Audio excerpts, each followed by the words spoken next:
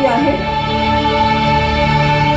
शिक्षण हे एकच शस्त्र, हाती धरून मानव कुठल्याही संकटावर मात करू शकतो हा विश्वास डॉक्टर बाबासाहेब आंबेडकर यांनी आपल्याला सर्वांना दिला, स्वाभिमान दिला, जगण्यासाठीचा मार्ग दाखवला, समतेचा विश्वास दिला आणि या आधुनिक भारताची पायाभरणी ज्या संविधानावर झाली त्या संविधानाचे शिल्पकार ठरलेले महामानव डॉक्टर बाबासाहेब आंबेडकर